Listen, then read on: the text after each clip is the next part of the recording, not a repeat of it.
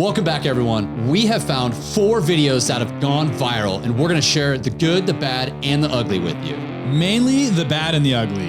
This is the Shots Fired podcast. I'm Mark Rutledge, and this is Kyle Schoberg. All right, dude, funny story real quick before we start. I got a letter in the mail last week from AT&T that says I was a part of their major data breach and that my information was leaked online. What? But we have Aura, so you shouldn't be worried. That's right. And that's the funny part is I was notified by Aura a week before AT&T notified me about my information being leaked. And they had blocked 2 different websites that tried to access my personal information. And that is why Mark and I both use Aura, the sponsor of today's video. If you want to completely wipe off your information online and be completely safe and secure, go to aura.com/shotsfired and start your 2-week free trial today. I don't know if you saw this, but AT&T just revealed that over 73 million customers' records, both existing and former customers, were released on the dark web. They recommend those affected use stronger passwords, monitor account activity, and consider credit freezes or fraud alert from credit bureaus. Well, Aura does all this for me, and best of all, I don't have to download several different apps just because a company couldn't keep my data secure. We value our safety and we value yours. If you want to get signed up, go to aura.com/shotsfired and get signed up for your free trial today. Click the link in the description below. All right, let's talk about some of these videos that went viral over the last week. Kyle, what do you have up for us on the first video? All right, so this first video, we're going to talk about the San Diego cop that got caught in the backseat of his patrol car with a lady that he just arrested, who then tries to say that he was helping her. And the whole thing turns out that he was actually having some type of sexual encounter with her on the way to the jail and got busted. This is shocking. And I can't even believe that this stuff even continues to happen today with body cameras and in-car cameras. What's the backstory of this? What really happened? Well, okay. So the backstory to this is it says back in 2023 is when this originally happened. Officer Anthony Hare shows up on scene to arrest two individuals, a male and female, for possessing a stolen vehicle. Officer Hare ends up transporting her, what was supposed to be, to the detention center. While en route, she starts making some advancements towards him, offering up some sexual favors. Clearly, we'll watch in the video that he starts entertaining that. And before he even makes it to the jail, he actually shuts his body cam off, pulls into a residential neighborhood, gets in the back seat with this woman, and some type of sexual encounter occurs. About 20 minutes after the fact, he calls his partner to come let him out. He says that he got locked into the back seat of his car. And actually an hour later, a supervisor shows up, which we'll see in the body cam. So he's in the back seat for an hour? He's in the back seat with this woman for an hour before a supervisor shows up, lets him out of the car. They have their own little conversation. The supervisor shuts his camera off to figure out what's going on. Obviously, after this incident happens, an IA started. And during this IA, they were able to use the GPS tracking device in his patrol car. And it shows him going off course from the jail, parking in this neighborhood. And during the IA, he claims the woman was asking for help, or it maybe appeared to him that she was unconscious or some laying down in the back of the seat. He gets out and says he's going to help her out, opens the back door, and it's just downhill from there. He claims that he was reaching in the car. He was trying to wake her up. He didn't know what was going on. And inadvertently, he either kicks the door with his foot and it shuts behind him, or he thinks he may have grabbed the handle and pulled the door shut while getting in the back seat of the car. Here's the kicker. They found semen on his duty belt. Case closed. He's busted.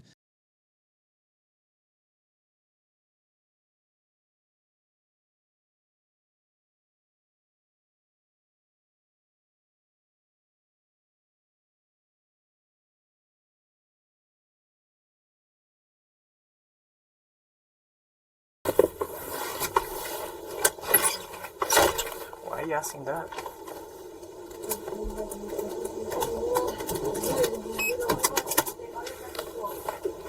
What do you mean? I'm cool to you. Not bad.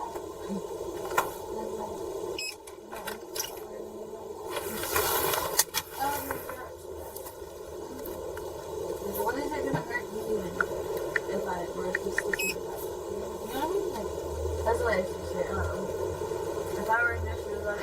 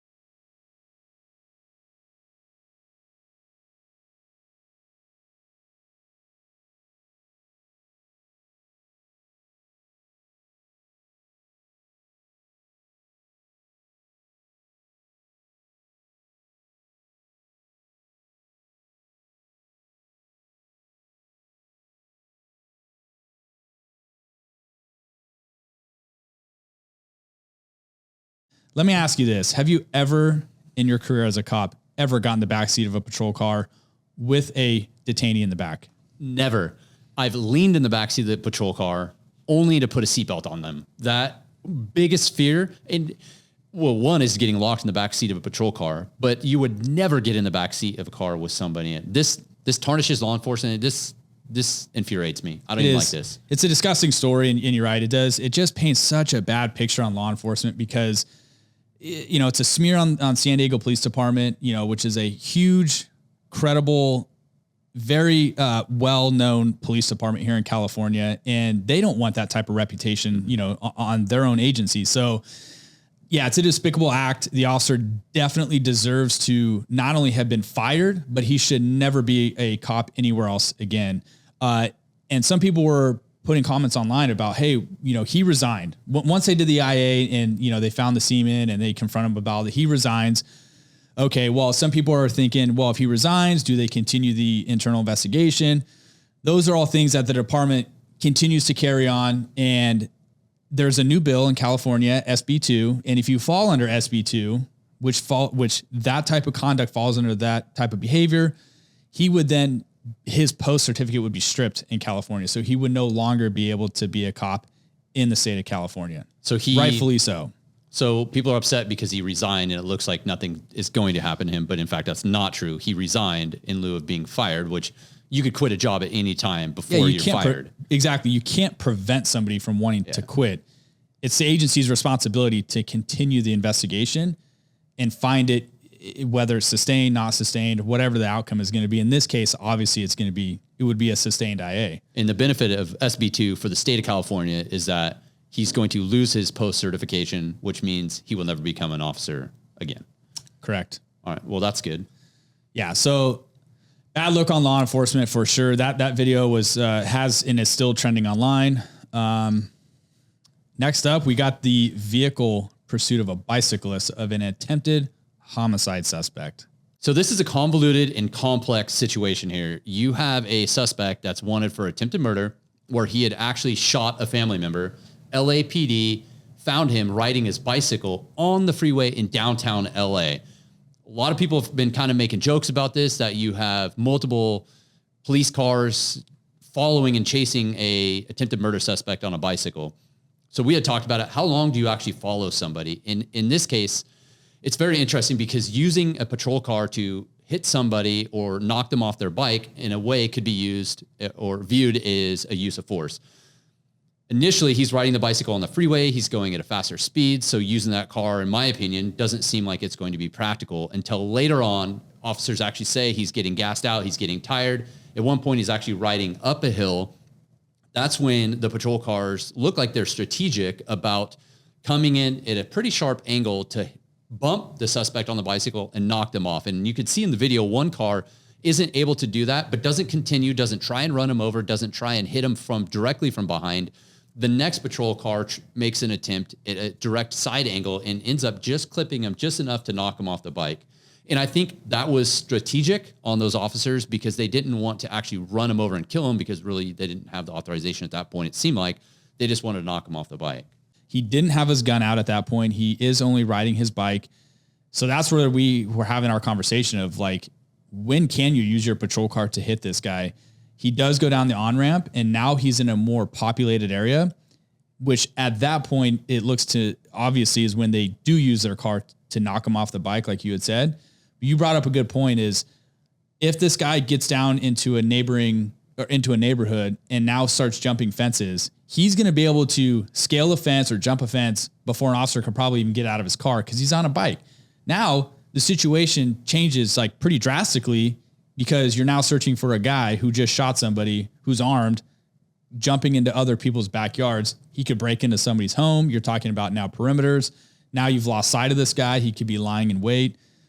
There's all sorts of things that could go wrong in that scenario. And I think what the officers did was use their cars to their advantage to prevent that guy from either getting further than what he did and being able to escape and causing more of a danger to the public with all the cars that were around. And they did find a loaded handgun on him that was used in the shooting. So he was still armed at the time that they confronted him. Yeah, this was definitely a complex situation, and we talk a lot about critical thinking. And I think this video, at face value, you watch it and you think, what is going on here? Why are these patrol cars following this bicycle? But when you really start to analyze the video and understand what's happening, the critical thinking aspect, they're trying to be strategic, take using deadly force from a vehicle and use that vehicle in a non-deadly force form. And I think they were able to demonstrate that pretty well in this video. Yep. I totally agree with you. So, all right, this next video makes me really pissed. It's out of New York. Kyle, do you want to talk about this one? Because it's hard for me to even describe this. Yeah, so this video popped up. This has been circulating online all over. And the NYPD officer, traffic control officer that was minding his own business, sitting in his car with his window rolled down, and a car full of thugs roll up to it, laughing, filming this entire incident, and spraying the inside of the officer's car with a fire extinguisher, causing injury to the officer's eyes. Yo.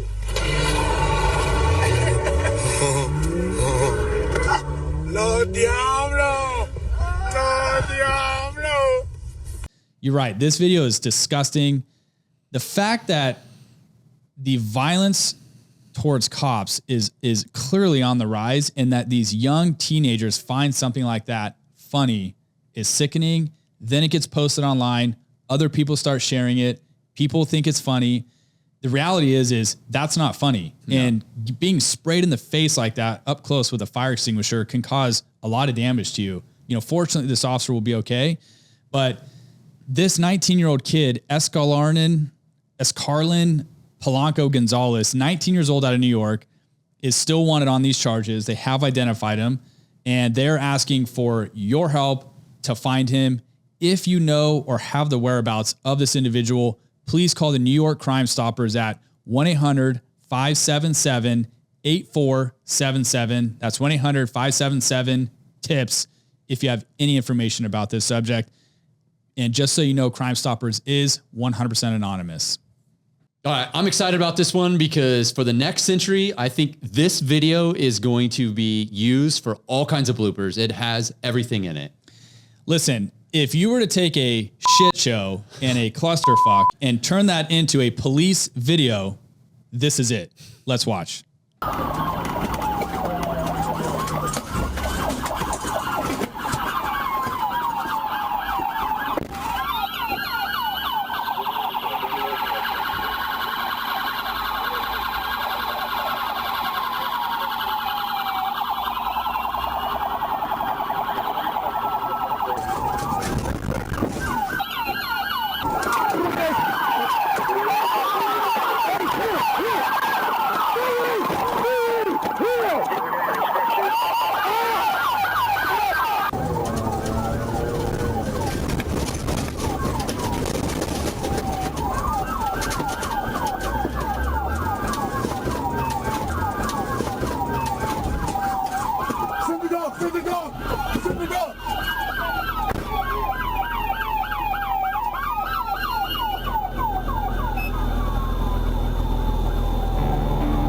All right, guys, we got nothing for you on that. Listen, Florida Highway Patrol, if you guys were trying to make a recruitment video on what not to do, you guys nailed it. I don't have anything but laughs on this one, so stay safe and be smart. Later, guys. See you on the next video.